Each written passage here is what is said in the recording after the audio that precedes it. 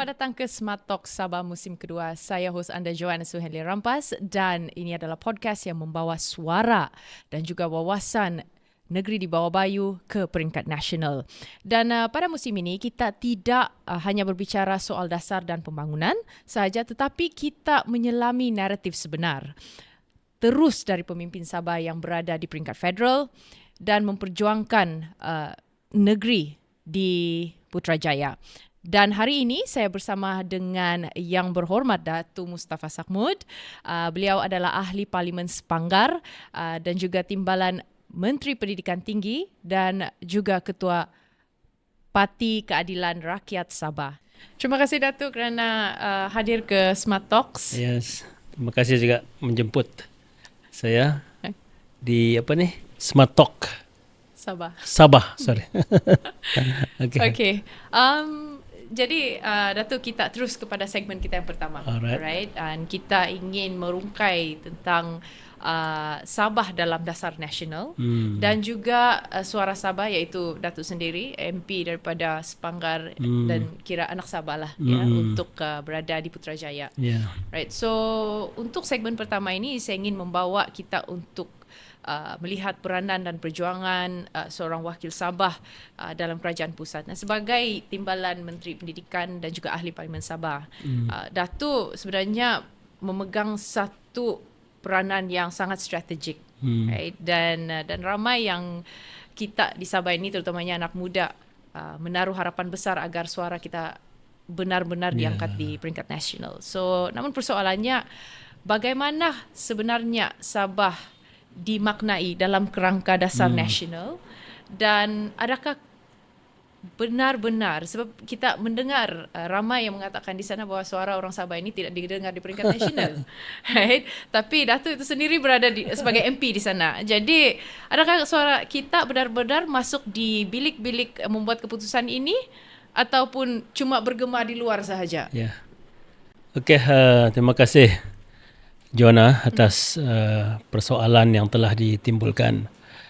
Saya sebenarnya saya amat berterima kasih lah kepada Yang Amat Berhormat Perdana Menteri Datuk Seri Anwar Ibrahim kerana memberi kepercayaan kepada anak Sabah untuk pertamanya berada sebelum ini di Kementerian Sumber Manusia, KESUMA. Dan setahun sahaja mungkin dia lihat perlu juga diletak dalam kementerian yang lagi strategik. Selepas setahun diletak di bawah Kementerian Pendidikan Tinggi. Mungkin mereka melihat background saya lah, satunya sebagai aktivis belia, yang kedua juga sebagai seorang jurutera, engineer yang boleh mengangkat pendidikan TVET ini ke tahap yang lebih baik. Saya mengambil pendekatan, Joanna, bukan maknanya suara kita didengar. Kita yang sebagai orang Sabah, kita kena pastikan suara kita didengari. Itu saya tidak akan jadi pasif YB ataupun hanya memanaskan kursi di Putrajaya, tetapi saya akan pastikan bahawa suara kita didengar. Setahun saya di Kementerian Sumber Manusia, kita gerakkan usaha untuk supaya ordinan buruh Sabah itu dipercepatkan. Sebab saya melihat kita agak ketinggalan dari segi faedah-faedah pekerja kita. Jadi itu yang saya push dalam setahun itu, dan akhirnya tahun ini telah dibentangkan di Parlimen, walaupun saya sudah tidak berada di situ, dan sekarang ni sudah boleh dilaksanakan. Sudah menunggu penggazetan, diwartakan dan akan dilaksanakan. Jadi maknanya pekerja kita akan mendapat faedah setara dengan yang pekerja-pekerja di Semenanjung. Dan apabila saya berada dalam pendidikan tinggi ini, satu yang saya rasa kita mau supaya access of education itu orang Sabah juga mendapat peluang yang sama. Tapi rupanya yang saya dapati, the access of information. Itu yang kita lacking. Bila kita memang ada banyak ruang untuk kita masuk universiti, politeknik, TVET institution ini, tapi we are lack of information. Maknanya access information itu yang paling penting. Bila saya lihat dari segi benefit yang ditawarkan di peringkat Kementerian Pendidikan Tinggi banyak betul dan ramai. Saya sendiri dulu saya tidak nampak perkara ini. Tapi apabila saya berada dalam Kementerian Pendidikan Tinggi, baru saya nampak rupanya banyak faedah-faedah yang dibuat. Terutama kita yang golongan B40 di Sabah ini. Jadi ini yang saya nyatakan sebagai MP dari Sabah, orang Sabah.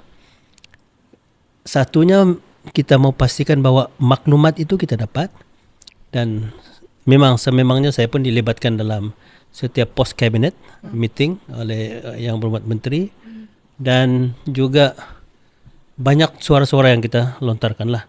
Kita mau pastikan juga yang saya sebut tadi access of information itu kita mendapat ruang peluang yang banyak, dan juga kita mau pastikan supaya anak-anak kita, mahasiswa kita, bakal mahasiswa kita dari Sabah ini, dia memilih kursus yang memang berkaitan, kebolehpasarannya tinggi, dan juga memang sesuai dengan keputusan-keputusan yang mereka dapat. Saya pikir itu, saya kata tidak kesilapan dulu, tapi apabila kita kurang maklumat, menyebabkan kita tidak boleh buat keputusan yang baik. Itu yang sebenarnya yang saya pikir sumbangan, kalau boleh dilihat sebagai sumbangan, ialah bila saya berada di situ, kita ada access of information itu. Okay, Datuk, kalau kita bercakap tentang access of information tu, perhaps you can describe a bit more about what do you mean by access of information? Is it like kebolehcapaian internet kah, ataupun mungkin information untuk masuk ke IPTA kah, IPTS kah? Cuba boleh kita kembangkan sedikit tentang perkara ini. Yes. Bila saya masuk dalam post cap, I remember the first post cap meeting. Alright. Saya question UPU itu. Saya kata UPU ini tidak adil untuk orang Sabah. Sebab pengalaman saya bila deal dengan pelajar-pelajar kita, banyak kadang-kadang pelajar kita ini dia keputusannya baik. Tapi apabila memilih kursus-kursus, kadang-kadang kursus-kursus itu apabila dia keluar daripada universiti tidak ada kerja. Yeah. Jadi itu yang saya rasa pilihan itu tidak mendapati dari awal sejak pemilihan. Apabila kita kaji, sebenarnya bukan sebab UPU itu sendiri, dia ada algoritmnya. Bila kita masukkan, dia ada algoritmnya. Tetapi sebenarnya bila kita buat pemilihan UPU itu, di dalam UPU itu sendiri, dia ada kursus-kursus yang kebolehpasarannya tinggi. Jadi maknanya bila kita klik kursus-kursus, so kita boleh nampak apa masa depan kursus itu. Jadi jangan kita pilih, terutama yang lepasan SPM kita, jangan pilih kursus yang memang bila kita keluar daripada universiti nanti sukar untuk kita dapat pekerjaan. Dan itu ada dalam UPU online itu, dalam pemilihan kursus. Okey, itu yang pertama. Yang kedua, dalam UPU online itu, kalau ada keluarga yang tidak mampu, terutama golongan B40, di situ kita boleh tanda. Kalau kita perlukan pendahuluan PT-PTN, kita boleh tanda dan kita boleh mendapat RM1,500 untuk persediaan kita ke universiti. Jadi kita tidak maulah berlaku seperti ada mahasiswi kita daripada Sendakan yang datang UMS bawa karung guni sebab tidak mampu beli beg. Tapi rupanya dalam UPU tu kita boleh tanda kita boleh dapat RM1,500 dan itu tidak ramai yang orang tahu. Itu yang saya maksudkan, access of information itu kurang. Okay. Dan ramai juga tidak tahu, kita telah buat perkeliling di semua universiti awam. Kalaulah terlalu susah untuk ada wang iuran pendaftaran.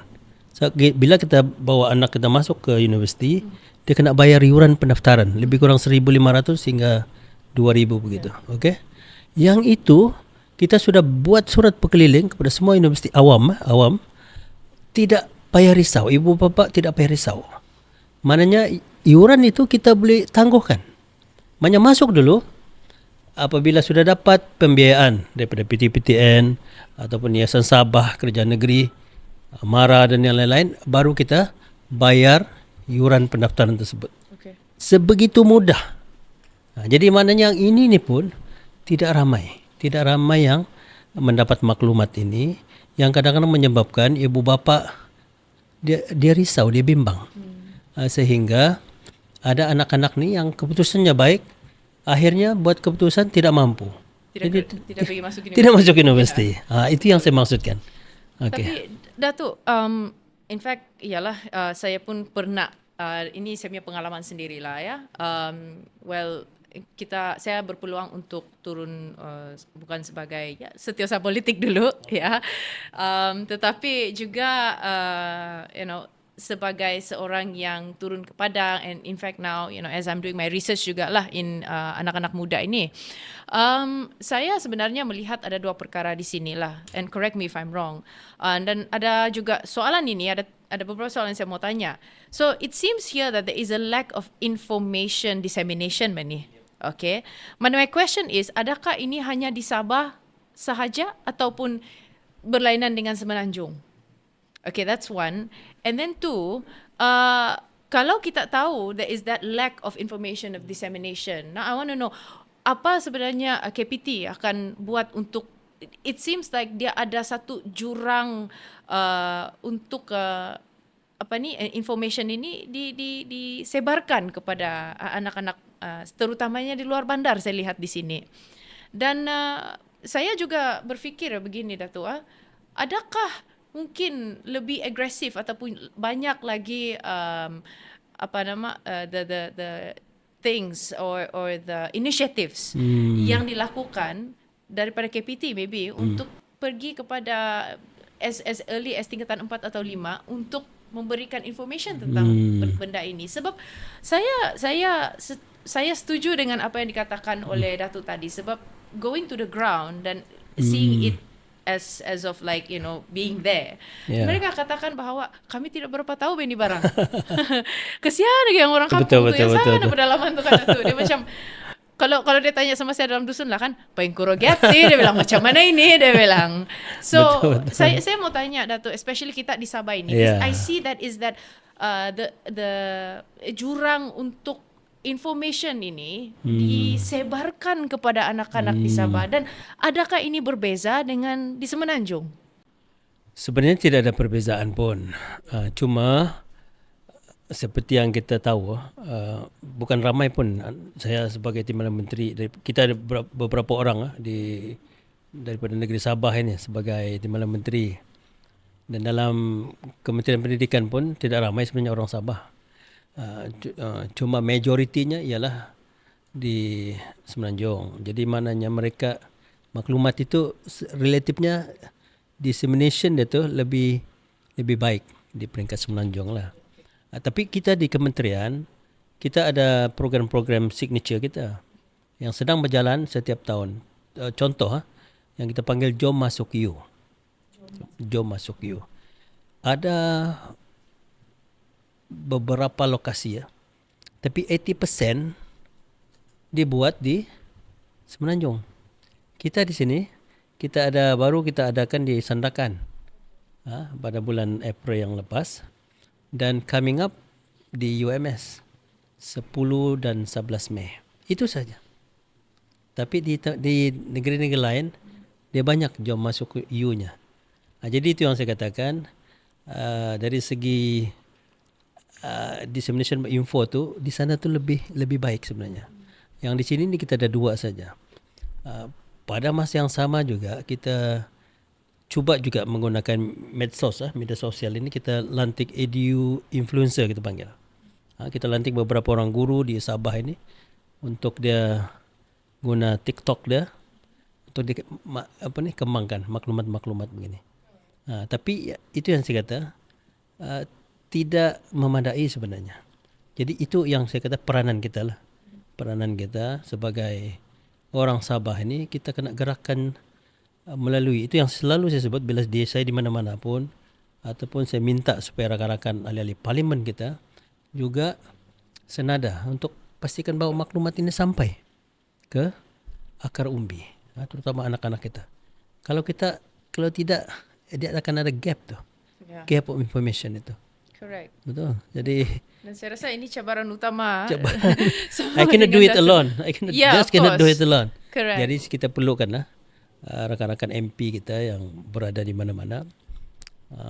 Tidak kira lah, saya selalu sebut di parlimen pun, we are transparent kepada yang opposition pun, yang backbenchers ataupun yang dalam kalangan ahli parlimen pembangkang pun, kita bagi maklumat yang sama supaya akses ini sampai ke bawah.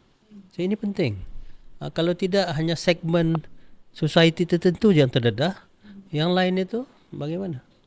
So we want to leverage the access of education ini. Okay.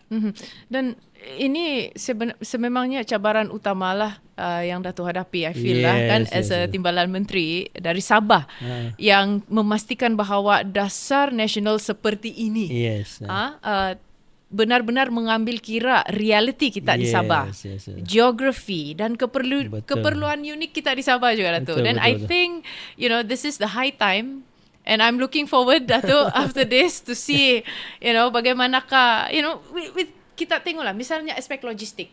For example, we are talking about infrastructure kampus di luar bandar. Pengagihan peluang yang lebih saksama. Jadi, Datuk, I feel that I understand the burden that you are going through, but dalam masa yang sama, saya sebagai anak Sabah pun, I would love to see, sebab sebenarnya we are not lacking of talent di Sabah ini. No, not at all. Kita tidak lacking of talent. Not at all. Tetapi kita tidak diberikan peluang yang sama. Yes. Walaupun ada peluang itu, tetapi banyak yang dia bilang, macam mana kita mau start ini, dia bilang. So ini cabaran untuk Datuk. Betul. Sebenarnya I agree with you, Joanna. We are not lack of talent. Saya lihat dari segi talent yang dilahirkan oleh universiti-universiti di mana-mana pun, anak Sabah ini, kita ada satu kualiti yang, minta maaf lah kalau orang yang lain tidak ada dengan mahasiswa yang lain. Tidak ada. Sebab kita born dengan multi-religious and multicultural punya society. Jadi bila kita berada di mana-mana pun, we are well accepted. Itu kekuatan kita. Dan talent kita ini, you hantarlah ke mana-mana di negeri-negeri lain di Semenanjung, semua kaum pun boleh terima. Kita ada pleasant character itu. We can adapt. That's the word. Saya baru adaptasi. Minta maaf yang lain, you bawa dia ke Kiulu, I don't think they can survive. Survive. So I think this is the Sabah punya, the uniqueness of Sabah. And I really hope, Datuk, yang kita ni di Sabah ni, dengan dasar nasional madani sekarang ini, there is a more focus looking on Sabah and Sarawak, but we're focusing on Sabah now. Especially untuk kita mengangkat anak-anak kita muda, terutamanya di luar bandar, because sometimes I see a lot of them are also more focused on the urban area, tetapi nanti kita akan bincang dan rungkai lagi lebih mendalam tentang ini dalam segmen seterusnya, di mana kita melihat ramai kita punya students di local university kita tidak ramai daripada Sabah, Datuk. Iyalah. Kursus-kursus tertentu. Kursus tertentu. So nanti kita akan rungkai selepas ini dan kita berehat seketika.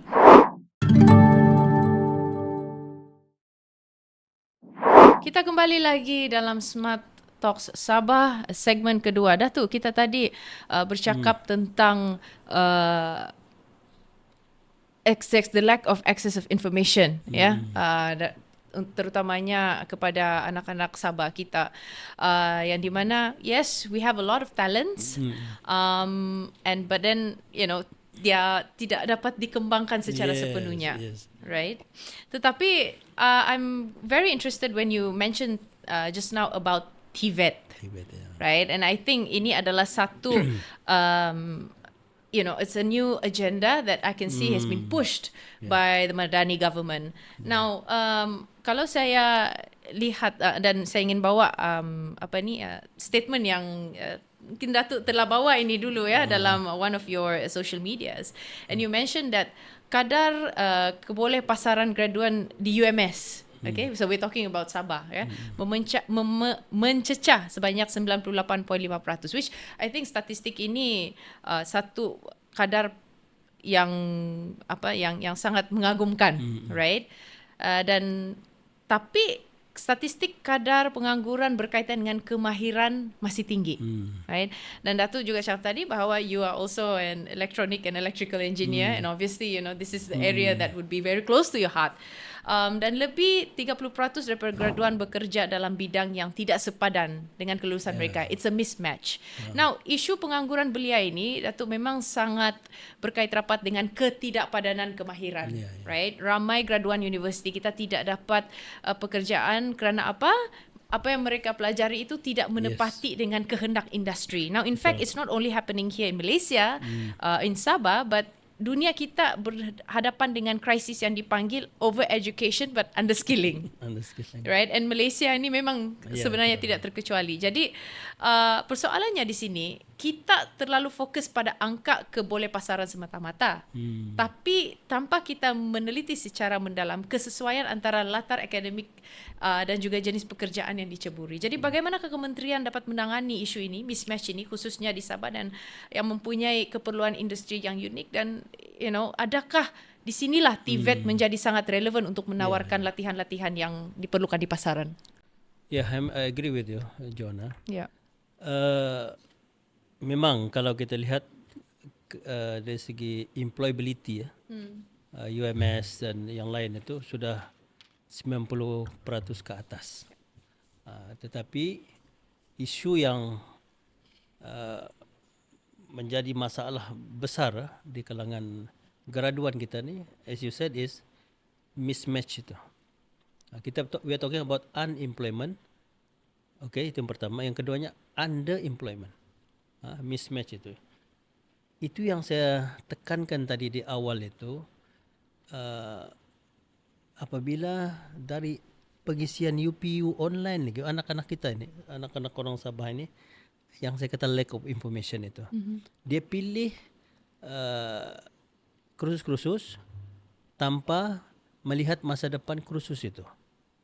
Itu yang sebenarnya antara penyumbangnya dulu. Jadi itu yang sekarang ni kita tekankan. Pilih kursus, biarlah tik dulu kursus itu, tengok kebolehpasarannya bagaimana. Masa depan kursus itu bagaimana. Jadi itu yang we have to address the roots daripada awal. Masa kita mengisi UPU online itu. Baru kita akan dapat kurangkan. Okay. Jadi yang ini sedang berjalan. Cuma sekarang ini bila kita antara juga agenda kerajaan madani ini, kita mau supaya jangan melihat TVET ini sebagai second class. This is the Yalah, kita pun tidak boleh blame orang-orang keluarga sebelum ini, sebab masing-masing mau menghantar anak ke universiti. Yang kita kata istilah vocational itu, atau sekarang ni TVET ini, kalau sudah penuh, sudah tidak dapat di universiti, baru kita hantar anak-anak kita ke institusi TVET. Cuma yang ramai tidak tahu, ini juga yang saya kategorikan sebagai lack of information. Dari segi statistik, yang paling cepat dapat kerja dalam bidang dia adalah pelajar-pelajar TVET. Ini ramai yang tidak tahu ni. Kadang-kadang kita rasa dia second class, lepas itu no hope. Tetapi kadang-kadang kalau kita lihat statistik, yang keluar daripada universiti lambat. Yang ini sebelum keluar daripada politeknik ataupun LP sudah kena book oleh company-company. Terutama yang automobil, econ, mechanical, electrical. Yang ini hot courses ini memang pre-booked by company. Jadi maknanya bila dia keluar saja sudah ada kerja dia. Yang daripada universiti ini dia agak dapat kerja juga, cuma agak lambat sikit. Jadi sebenarnya dari segi itu yang selalu kita sebut. Jangan underestimate TVET ini. Jangan underestimate. Sebab satu lagi pengalaman saya bila dengan TVET ini, satu cepat cepat dapat kerja. Yang kedua, yang kalau mau jadi usahawan, inilah nih budak-budak TVET ini.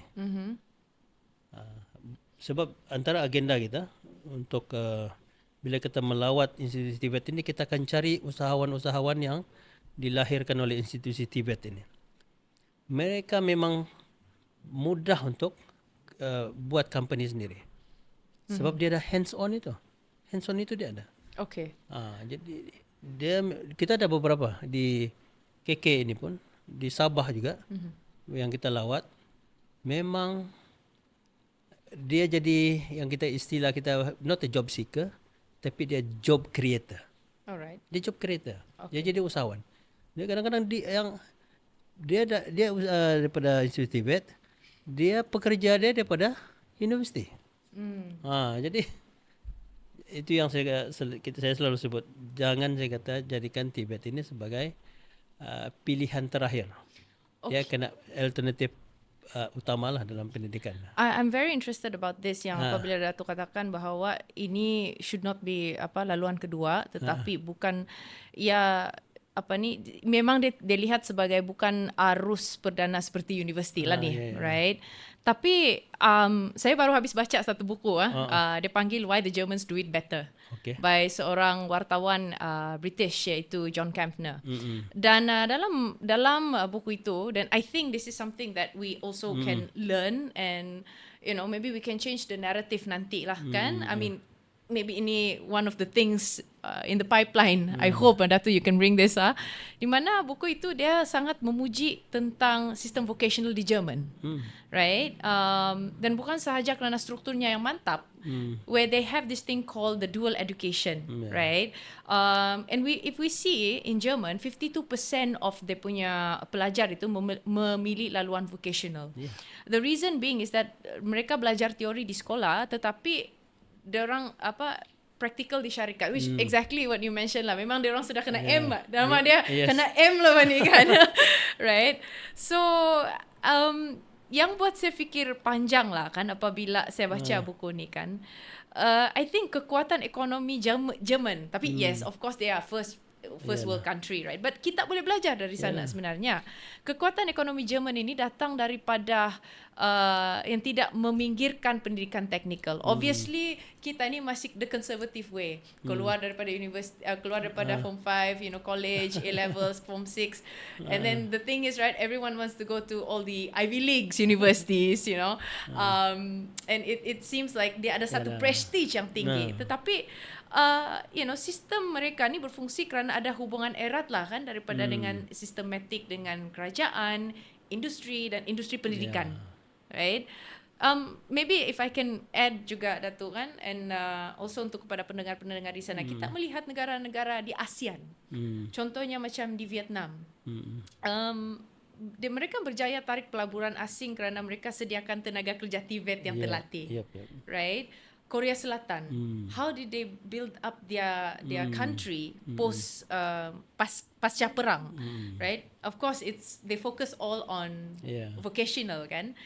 Singapore, you see, they're moving towards vocational institusi bertaraf dunia. So maybe if we could also have this, Dato'. In fact, Malaysia dan Sabah khususnya I feel kita harus melihat TVET ini bukan sekadar pendidikan untuk golongan yang kurang cemerlang. I think they always have this misconception bahawa kalau kau tidak pas, kau ni kurang. If you're not good in your bio, admits, Dato', science stream lah. Tapi coming back to that, science stream juga, kita perlukan, kenapa ramai pelajar-pelajar kita ni, the graduates, undergraduates, dia lebih kepada art stream. Sedangkan kita memerlukan, also those ones in the STEAM. how would you respond to this? How would you, bagaimana, how would you respond to this? A lot of our young people are lebih kepada art stream and not science stream.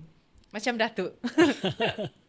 Okay, statistically untuk STEM, kita di Sabah ini last year, statistik last year, kita ada 12.6%. 12.6% di Sabah. National average is 22%. Okay. Sarawak, our neighbor, 33%. 33. So meaning that out of 100, 33% yang pergi science stream. Yeah.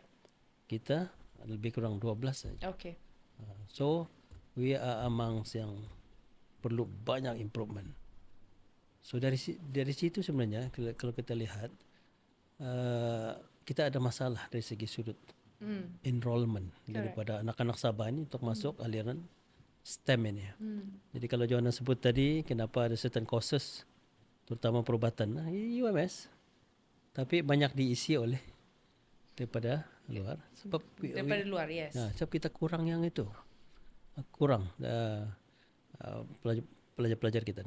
Ini another issue yang memang kita sudah buat kerjasama joint committee meeting dengan Kementerian Pendidikan Malaysia untuk how to address this issue. Terutama di Sabah ini. So this is kita kena address ini cepatlah. Okay. Dan untuk makluman dari segi education system kita, memang kita pun benchmark Jerman sebenarnya. Kita benchmark Jerman. Kita ada kita panggil sistem latihan dual nasional, SLDN. Cuma yang ini ni dia yang saya lihat lah apabila saya berada di Kementerian Sumber yang jaga Tibet dan juga Kementerian Pendidikan Tinggi, the focus tu tidak pergi yang STEM ini. Dia banyak kepada makeup, stylist.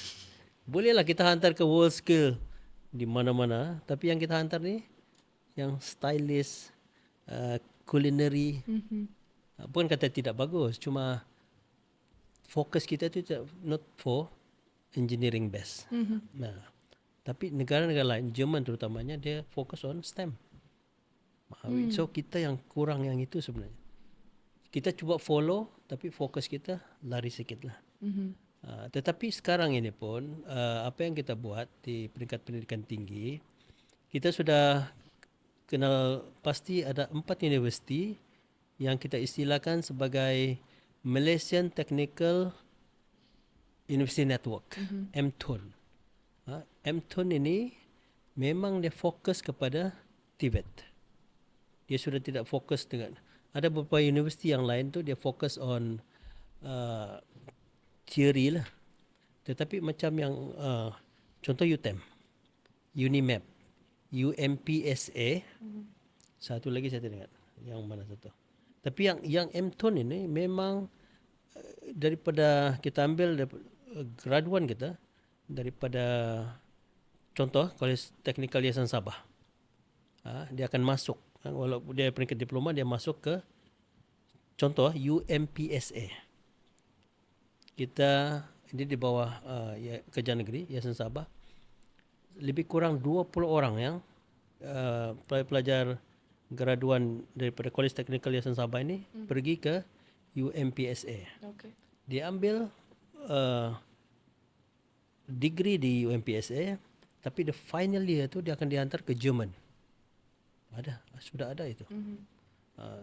Jadi maknanya dari segi ekosistem daripada peringkat sijil, diploma, degree dan even hatta PhD, kita sudah ada ekosistem itu. Cuma the challenge is kita yang di Sabah ini kita tidak boleh produce STEM student. Itu sebenarnya isu. Okay, kalau the challenge. The challenge, right? Okay, so the you mentioned just now Sarawak is moving towards STEM. Yeah. Right? 33%. 33%. KL, Semenanjung is 22%. Yeah, in fact, Sarawak is doing more. Not Semenanjung. I'm talking about national average. National average, 22% now. Okay, but we are looking at Sabah and Sarawak. I can see here that, don't you think, correct me if I'm wrong, but I feel that can we prepare, like, for example, a batch of this amount of people, for example, to what you want to see Sabah in the next 20 years to come, right?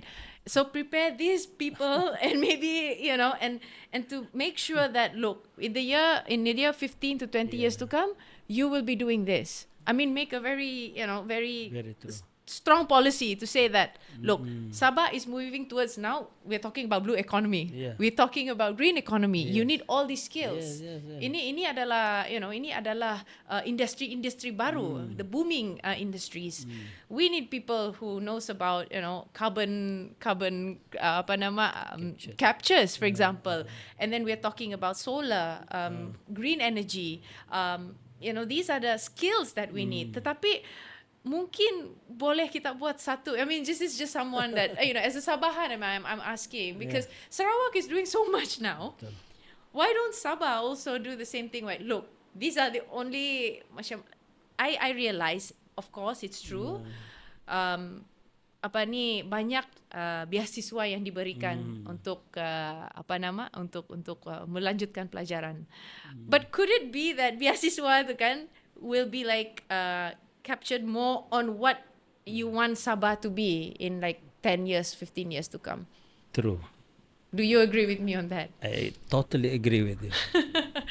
Sebenarnya penubuhan Yayasan Sabah dulu, actually that is the mission, the vision of Yayasan Sabah. Yeah. Cuma bila kita compare, this is comparing lah, but kita kena accept the reality. Exactly. So Yayasan Sabah, Yayasan Sarawak, they focus on education. Yes. Now they're talking about free education. Correct. In next year. No, 2026. 25.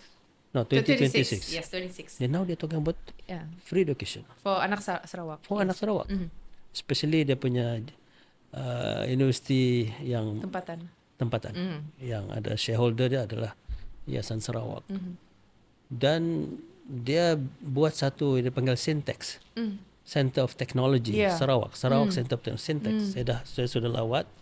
Memang dia bina Syntex itu, dia guna kurikulum international certificate. Itu. Dia tidak dia ambil Huawei, dia ambil EV company masuk on hydrogen technology, dia buat incubator di situ, dia hub. So dia ambil semua yang anak-anak Sarawak daripada golongan B40 at the rural area, get them out to study. Get them out to study. Would you propose that? Would you propose that for Sabah? We are counting on you, sir. Yes. Yalah, with all the yang pengalaman begini memang kita perlu. But we talk about politics later. Okay. Because saya sudah why the success? Yeah. Why the success? Saya sudah study through kita punya NGO, Crystal. Kita monitor between Sabah and Sarawak ni. In 2014, we have the same revenue. 4 billion. In the span of 10 years, kita stagnant 4 billion. Sarawak from 4 billion 2014 to 10 years, dia sudah more than 10 billion. Yes. Last year, this year, they're talking about 16 billion. I talked dengan Premier early this year. We are going for 20 billion. So that make the difference. Why are we not We doing that? can talk about policy. You don't have that money. Susah je masyarakat. But we need the money. We need the money. So dia kena concurrent. We need this money. Jadi dia talking about Sarawak bila saya attend dia punya some seminar forum. What they talking about? They're talking about financial autonomy. Financial autonomy, indeed. We are talking about autonomy. Autonomy. Power without financial, you're not going anywhere. I am going to ask you more questions on that in the next segment, sir. Okay. I have one question before I wrap this up. So I am a law graduate. All right. Right. And I'm just wondering, Okay. would you push in as your tenure as a Timbalan Menteri Pendidikan Tinggi? Would you push to have a law faculty here in Sabah? Because we all have to travel all the way to KL, and I've been asking this for so many years. Yes. Moratorium sudah dibuat, so they want to uplift it. So they allow the one in Sabah, one in Sabah, one in Sarawak. Yeah. So maknanya law faculty akan ada di Sabah. Boleh akan ada dan akan ada? Akan ada. Okay. Sorry. Not boleh akan ada. Sabah and Sarawak. So we're going to set up. Tapi maybe it's under local U. Yeah, definitely. So it will be. I know ada some private entities lah ya. Yang private university ones also. Tapi sebab dia bagi kota satu saja, satu Sabah, satu Sarawak. So the focus will be UMS and Unimas. That would be a fantastic news. Kita rehat sebentar dan kita akan kembali selepas ini. Kita kembali lagi ke Smart Talk Sabah bersama saya yang berhormat Datuk Mustafa Sakhmud. Tadi kita sudah berbincang dan juga merungkai tentang hala tuju KPT dalam in your tenureship, Datuk, and as well as isu pengangguran, anak-anak muda kita, which I find it very promising, especially with your announcement of a law faculty here in Sabah. But now let's move to isu yang lebih panas lah orang bilang, iaitu isu politik. So as of now, you are the pengerusi PKR Sabah, right? And kita sekarang berada dalam satu fasa di mana pemilihan parti itu sedang berlaku kan. So Datuk, pemilihan parti baru-baru ini memperlihatkan banyak muka-muka yang telah tewas kan, especially tokoh-tokoh veteran, bukan saja di Sabah juga di Semenanjung. Dan tahniah kerana Datuk sendiri telah berjaya untuk mempertahankan jawatan di peringkat cabang Kota Belud, right? Tapi persoalannya di sini, Datuk, apakah keputusan ini mencerminkan pengukuhan ataupun perpecahan dalam PKR, bukan saja di peringkat nasional tetapi di Sabah? Dan ini seolah-olah dapat kita lihat terdapat ataupun wujud jurang antara Camp A dan Camp B. Jadi, Datuk, bagaimanakah keadaan ini akan efek dengan Sabah, especially we are moving towards PRN Sabah soon? Okay, memang dalam mana-mana pemilihan parti akan banyak spekulasi lah. Ada kata tim A, tim B, itu memang selalu berlaku. Tetapi kami di Parti Keadilan Rakyat ini, kita guna istilah lawan tetap lawan. Okay. Itu sudah jadi antara branding kita. Alright. Memang kalau kita lawan tetap lawan. Kita tidak kisahlah. Itu saya pikir ahli-ahli pun sudah ada budaya itu. Demokrasi lah ni. Demokrasi. Okay.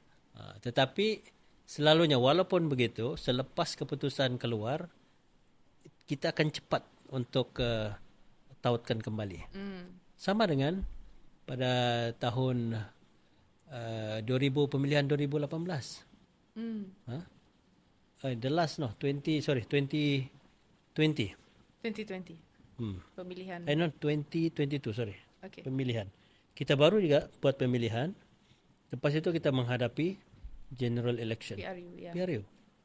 Tapi walaupun begitu, walaupun kita wujud tim A, tim B, tapi akhirnya kita ada common objective. So you agreeing there's team A, team B? No, I mean biasanya begitulah. Okay. Biasanya begitu, biasa. Jadi tapi selepas pemilihan itu kita terus dan kita dapat take over. Kita dapat ambil federal government. Okay. Jadi bagi kami itu biasa. Sama dari tim A, tim B, tidak. Sebab akhirnya ada yang lawan. Saya pun di peringkat cabang saya ada 2 pencabar. 2 pencabar. Kita buka ya, kita ini demokrasi ya, demokrasi. Jadi kami tidak fikir itu akan menjejaskan parti lah. Cuma ada yang tidak puas hati, itu biasa. Tidak puas hati. Jadi walau bagaimanapun bagi saya lah, pemilihan kali ini is a wake up call kepada semua pemimpin termasuk saya. Sebab inilah kali pertama kita mengadakan pemilihan setelah menjadi kerajaan pusat. Dan juga di Sabah kita menjadi sebahagian daripada kerajaan negeri. Jadi ini adalah signal daripada ahli-ahli kita, sama ada dia puas hati atau tidak dengan prestasi kita. Begitu.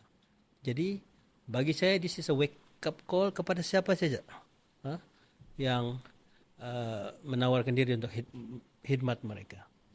Jadi kalau kalah tidak cukup, bukan kalah lah, kita istilah tidak cukup undi, it's a wake up call. Tidak mendapat majority lah. Tidak mendapat majority. Ini lack of a better word. It's a signal dari ahli-ahli. Okay. Sebab we are in the government now. Mau tidak mau, ahli-ahli kita melihat kita ada keupayaan untuk menjaga kebajikan mereka. Jadi kalau mesej ini, usaha ini tidak sampai kepada akar umbi, itu yang kemungkinan berlaku. Okay. Saya ingin membawa Datuk lagi as a follow up question. So kita sering melihat bukan we're not talking about PKR now, but parti-parti lain lah. Okay, which I have not, we don't need to mention about the parties, but kebanyakannya there is a lack of succession planning. Okay. Right? And melihat kepada barisan kepimpinan baru yang kita lihat dalam PKR, pemilihan PKR, apakah ruang sebenar yang diberikan kepada anak muda untuk memimpin? Sebab kita melihat parti-parti yang ada sekarang ini, orang bilang sama cerita dia. Kalau kami dusun bilang iri dia bilang. Okay? Dan saya melihat juga kan bahawa yalah, we don't have to mention party, but anak muda ini macam sekadar untuk mengisi sayap parti, right? Dan there's this thing kalau kita melihat setiap kali ada orang muda untuk tampil ke hadapan. Normally kita akan cakap kau masih muda lagi. You're still young, dia bilang kan, kau tunggu dulu. Tapi kau tunggu. Kau pun tua sudah kan, by the time it's your age, and by the time the person has already retired, So adakah PKR Sabah mempunyai satu perancangan ataupun succession planning dan inisiatif untuk memperkasakan politik generasi muda yang konkret dan juga berterusan? It's sustainable. Saya, semua orang tahu saya ni. Saya daripada Belia. And you are muda also. I'm not that young. But considerably young. My team is all, memang sih kita pilih young leaders lah. Dan saya juga cukup gembira. Ada beberapa cabang yang menang, ketua cabangnya pun muda-muda. Parti Keadilan Rakyat ini memang, lihatlah di seluruh negara. Memang kita ada ramai pimpinan-pimpinan muda kita yang masuk. Dan kita bukan semualah, tapi in general kita mengalu-alukan kehadiran young leaders ini ke dalam parti. Dan saya pikir kita juga ramai lahirkan young leaders yang akhirnya dia serve other party. Serve other party bukan I'm not talking about anything else. Dia serving other party. We train them. Okay. Kalau di Sabah pun kita ada beberapa. Mungkin Joanna pun tahu. Antara beberapa figure yang we train dalam parti, dan dia sekarang ni berada di mana-mana parti lah. Jadi bagi kami itu ialah kita train. Yang penting kalau dia faham tentang idealisme perjuangan parti, reform agenda semua ni. Kalau dia boleh bawa itu kepada parti-parti lain, I think that's good enough lah. Tetapi itulah, kita ni tidak akan menghalang mana-mana young leaders pimpinan yang muda ni untuk masuk ke dalam parti. Kita alu-alukan. We don't stop them. Cuma mungkin adalah di setiap parti pun samalah. Yang kadang-kadang dia rasa tercabar kalau ada pimpinan muda. Itu di mana-mana. I don't want to categorize which party lah. Yeah. Tapi itu sebenarnya itu character leaders. Right. Itu character leaders tu yang rasa tercabar kalau bagi saya kalau because in the end kita pun we are getting older. So we need a young leader. Kita groom mereka to take over the party. As simple as that. Saya rasa tidak tercabar kalau ada orang baru lagi. Orang baru. dia begini Wendy, kalau kita mau tahu tentang sejarah, kita tanya orang lama. Tapi kalau kita mau tengok masa depan, kita cari orang baru. Betul. Yeah. Datuk, there are rumors and talks on the ground to say that PKR Sabah ini they are not so welcoming and tidak berapa, they are macam closed door begitu. No, this is what I'm getting on the ground, right? Macam mana sebagai pengerusi PKR Sabah, macam mana Datuk mau tangkis ini? Sebab this is suara-suara akar umbi yang kita dengar. Dia bilang actually PKR ini dia macam they feel that we want to enter PKR tapi dia not so welcoming. How would you explain that and menangkis story-story ini di bawah? Yeah. Saya fikir itu yang saya kata secara generalnya we welcome young leaders. Okay. Cuma mungkin itu karakter certain leaders lah. Kadang-kadang dia effect kalau baru masuk tercabar gitu. Ya, maksudnya itu yang menyebabkan the perception yang itu. Okay. Tetapi kita tidak ada masalah untuk bawa young leaders ke dalam parti. We welcome. Right. Saya fikir ramai kalau ikut kita punya ni, ramai yang mau masuk parti.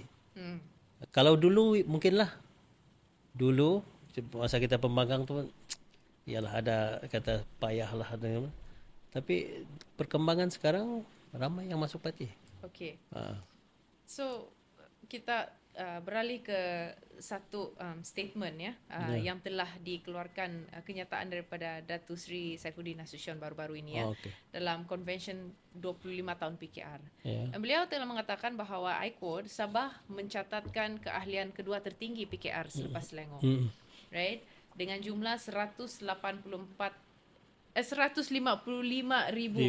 ahli berbanding dengan Selangor 338,616 ahli. Dan di Sarawak pula 86,315, Perak 83,688, Kedah 68,726. Dan ini menunjukkan Sabah antara negeri yang paling aktif lah yang pertambahan ahli baru yang macam Datuk katakan. Dengan lonjakan yang konsisten sepanjang 3 minggu terakhir lah. Masa itulah dia buat statement ni which was last year, right?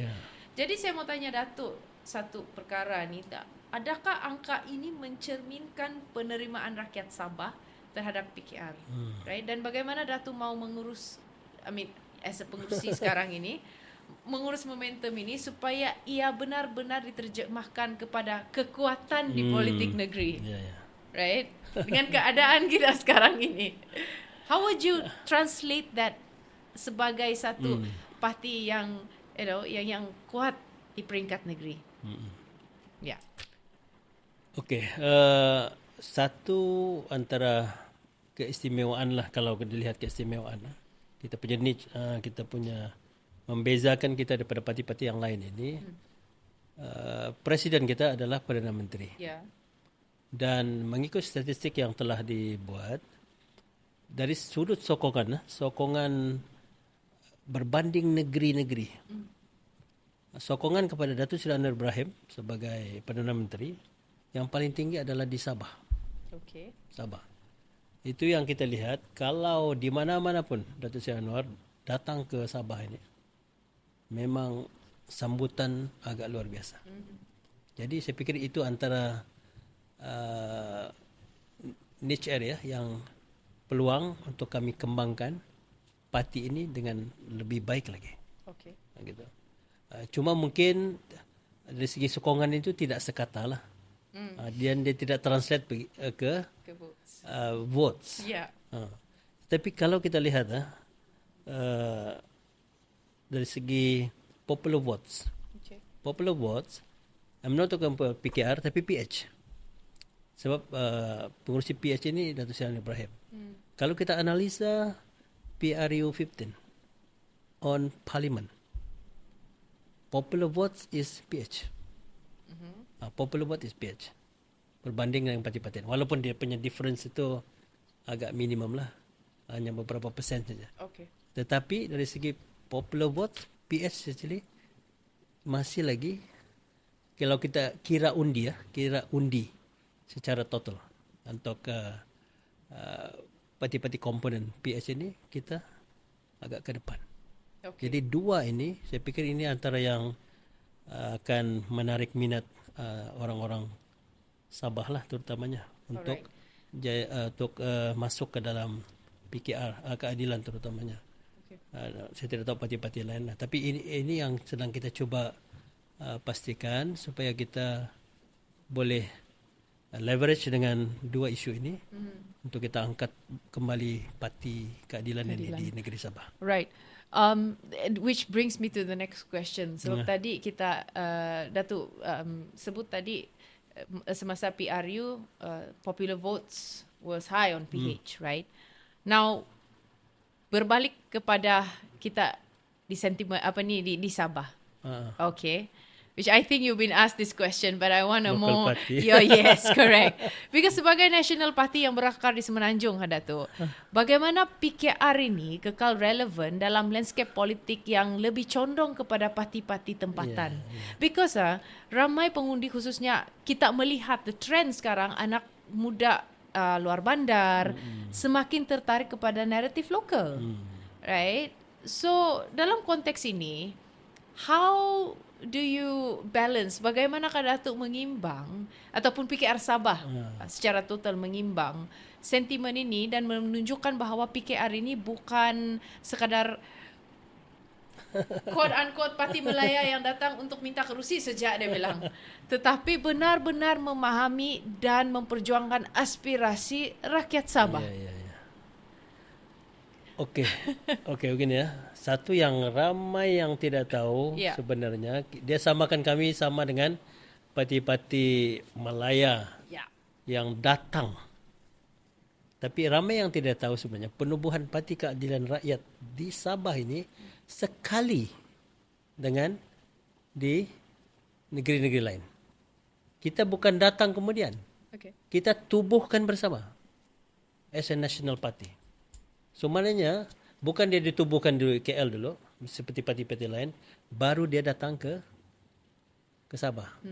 Parti Keadilan Rakyat bukan begitu. PKR tidak begitu. Dia ditubuhkan bersama. Okey? Itu yang pertama. Yang kedua, seperti juga disebut dengan lain, tidak pernah kita punya leaders yang di Sabah ini ada daripada luar. Semuanya local Sabahan. Local Sabahan. Cuma kenapa saya sendirilah, kalau orang question, kenapa baik ikut national party ini? Bagi saya, it's not about national or local benih. It's about the leader. That's what I believe. Saya follow Parti Keadilan ini sebab sosok tubuh tokoh Datuk Seri Ibrahim ini, idealism dia tu. Dalam buat gerakan reformasi dan buat perubahan di negara ini. Yang sanggup berkorban, masuk penjara, keluar penjara. Dia Nelson Mandela of the East. Kalau dia. Tapi maknanya yang itu tu yang dia boleh bawa kita satu tahap yang lebih baik. So bagi saya, Joanna, sorry, saya bukan kata I don't believe in local party. You can have a local party, but if the leader tidak buat reform, apa yang kita expect? Itu saja. Saya punya, you can be at national party or local party, but the leader yang kena ada idea baru satu.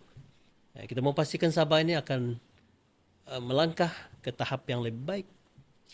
But they always say that, Malaya Party ni tidak faham sentimen Sabah, and it has to be a local based party that faham ini sentimen di Sabah. I think how would you because National Party ni macam kami, all Sabahan. We are sharing the same info. Okay. Kita fight for MS63.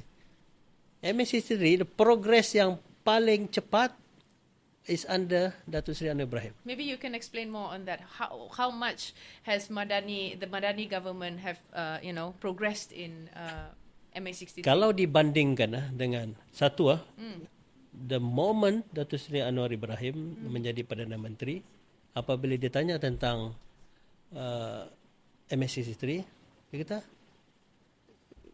yang penting, dia kata dia kata yang ini perlu dilaksanakan. Yang sebelum ini, meeting after meeting, committee after committee. Tapi Datuk Seri Anwar Ibrahim, dia put through it. Dia setuju untuk dilaksanakan. Cuma dia minta supaya perkiraan, terutama ekonomi negara. I know, dia kata kita claim 40%. Tapi dengan kita mewarisi hutang negara berapa trilion. Jadi dia kena seimbangkan dengan keperluan rakyat keseluruhan. So kalau saya tahu ini menjadi isu. Correct. Kita pun suarakan kepada Yang Amat Berhormat Perdana Menteri, selalu kita buat perbincangan berkala. Tapi dia minta itulah pertimbangan itu. So kalau tidak, dia akan menjejaskan perancangan-perancangan lain. Kalau kita melihat keseluruhan. Sebab kementerian-kementerian lain pun, contoh education, kesihatan, dan yang lain-lain itu juga memerlukan bajet-bajet. Dan we have a very limited budget. Itu isunya. But this issue of MA63, especially 40%, but of course we can't really, discuss it even further because it's still being brought in court. Tapi because kita melihat isu ini sebenarnya yang membuatkan ramai kita, the Sabahan punya narrative local based party ini, dia cakap, okay, if you can't get us this 40%, laksanakan 40% ini, then obviously you don't understand us. You're going against apa yang termaktub apabila Malaysia ni ditubuhkan. So don't you think that perkara ini, as far as you want to push PKR di Sabah, but this is also something that is pulling you back. Yalah, sebab tapi yang kita nak tonjolkan sebenarnya, peningkatan ketara itu, sumbangan kepada state government is even better than the previous government, previous PM. I think this, I'm not mistaken berapa this year, I can't remember, but kita sudah tingkatkan lebih banyak untuk Sabah dan Sarawak. Jadi kuantum itu yang kita kena fikirkan. Cuma ada yang mengatakan bahawa dia kena fulfill that 40% to now. Itu isunya. Which is so true. Yalah. I mean in the legal context. In the legal context. Correct, Tapi kita kena lihat secara keseluruhan lah. Right. Jadi ini sebenarnya yang menjadi persoalan besar kepada rakyat Sabah. Because you see, the thing is, right, when you look at Sarawak, obviously people selalu perkatakan, I'm talking as a Sabahan now. They say that kalau kita mau you wanna get something, you have to be, there has to be a cohesive voice, but at the same time you need to have a very strong local based party. Alright, look at Sarawak, and everyone is using Sarawak as the model, right? Look at how much they have progressed. Even hari ini pun kita melihat there's an issue on Petronas and Petros, right? And it seems that with a local based party, kita melihat bahawa the bargaining power is a lot stronger, as opposed to when you have a party that is basically based from Semenanjung, and people will say like, orang Melayu ni terfaham sentimen Sabah. How would you tangkis dengan perkara ini? It's a very hard question, but kita mau penjelasan. why would you think that PKR or at least the PH government having in Sabah and not having a local based party could bring this? Pendekatan kita sebenarnya, Joanna. Kita bukan kita kata nak, itu yang I think ini yang menjadi persoalan bila kita setuju untuk parti warisan dulu untuk leading the coalition. Okay. Sebab saya sebenarnya antara yang menyatakan bahawa it's time untuk local party leading. Sebelum ini is a national party. So the local party dia supporting. Tapi when warisan time, itu yang kita local party leading, but kita menjadi sebahagian daripada ni. So that's why di peringkat negeri Sabah pun bagi kita this kalau mau stability, coalition ini penting. Dia maknanya bukan kita yang dominan. Mana dia kena ada coalition itu with local party. Okay. Itu saya punya adalah. I believe in that. You believe, but this is from a Sabah context. Yeah. Are you talking about the Sabah context? Sabah context. Kena ada. Kita satu, politik kita ni sudah, kita satu Sarawak dia daripada awal dia tidak berubah. Yeah. Tapi kita ni, segmen masyarakat kita pelbagai. Okay. Ada yang sudah biasa dengan National Party. Yeah. Ada yang now sentiment local party growing. It is, isn't it? Yeah. Tapi untuk kita progress, kedua-dua ini kena bersatu. Kena bersatu. Otherwise, saya fikir sebab kita pun ada peranan kita. Yeah. National Party kita ada peranan kita. The Prime Minister is National Party. Okay. So dia maknanya dari segi perbincangan akhirnya kita kena berbincang juga dengan National Party. So kita yang berada di Sabah ni kita akan agenda-agenda daripada so-called local issues lah. Kalau dia memang untuk kebaikan negeri Sabah, kita akan perjuangkan bersama. Itu pendekatan kita. Okay. So maknanya itu yang saya kata.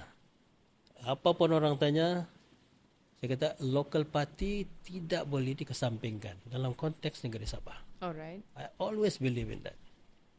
Dan memang ramai yang kata pendekatan ini membelakangkan National Party. Tapi kita berfikir dalam memastikan bahawa negeri Sabah ini kita tidak mau ketinggalan. So we need a stability. Kalau tidak,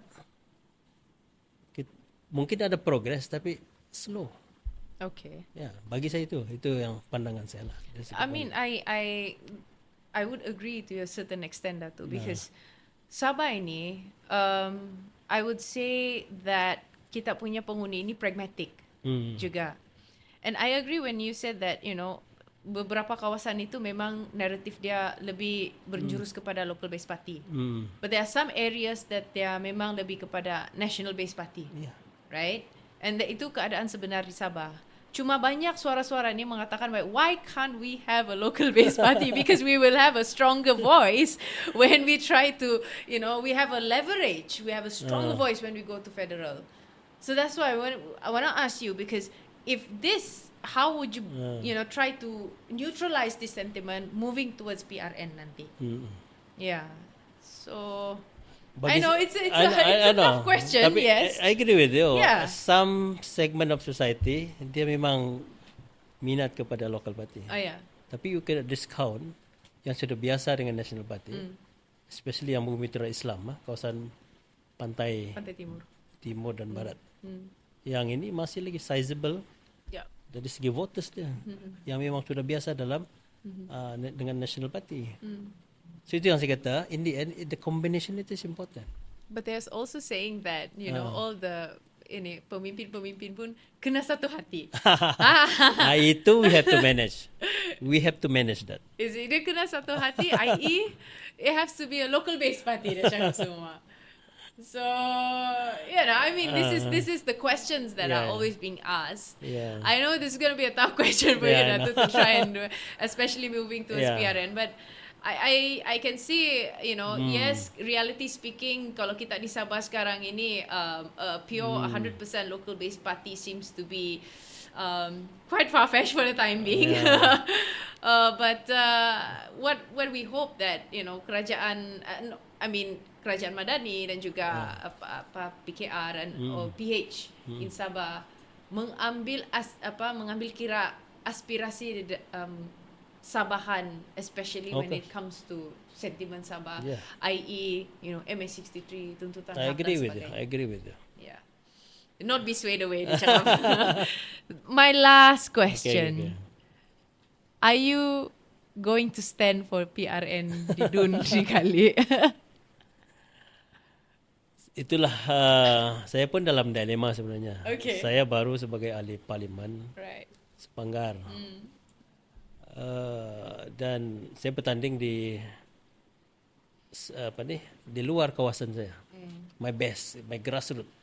My grassroots ini di Kota Belud. Okay. So dan kejayaan saya sebenarnya selama ini adalah disebabkan sokongan daripada grassroots, my grassroots di Kota Belud. Dan mereka juga perlukan kepimpinan saya di negeri lah. Di peringkat negeri. Jadi cuma saya baru sebagai ahli parlimen dan sekarang ini menggalas tugas yang besar, berat juga di peringkat federal. So itu yang saya nyatakan juga memang niat tu. Sebab akhirnya kita kena contribute dengan negeri juga. Yeah. Bila saya berada di Sepanggar juga banyak isu-isu yang bukan federal government yang perlu interview, is a local government, is a state government. Isu air, isu pelbagai lagi lah, tanah dan sebagainya. Yang ini ni melibatkan juga adun-adun untuk selesaikan, dan we are talking about banyak masalah sebenarnya. Jadi itu yang saya kata, saya put intention. So memang ada niat lah. Memang ada niat lah. Cuma saya ni jenis, saya tahu presiden saya terutamanya, Datuk Seri Anwar Ibrahim, dia jenis melihat kami ini untuk diletak di mana. Okay. Selalunya begitulah. Alright. Kita kalau dengan Datuk Seri Anwar Ibrahim ni tidak payah melobi lah istilahnya. Okay.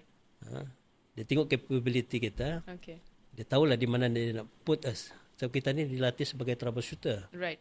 Okay. Yeah. So kita pun sedang tunggu signalnya sama ada saya mau teruskan di peringkat federal ataupun dia minta saya bantu di peringkat state. Negeri, di state.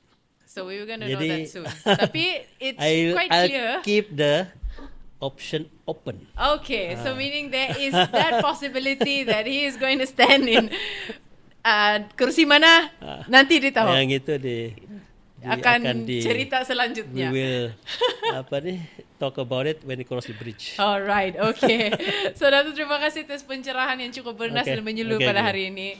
So dari soal reformasi pendidikan, KPT, dynamic politics PKR Sabah, hingga perjuangan ke peringkat nasional. Jadi kami berharap rakyat Sabah, khususnya generasi muda ini dapat melihat bahawa suara kita bukan sahaja di peringkat negeri Datuk, tetapi kita juga bergema di Putrajaya dan seterusnya membentuk Hala Tujuh Negara.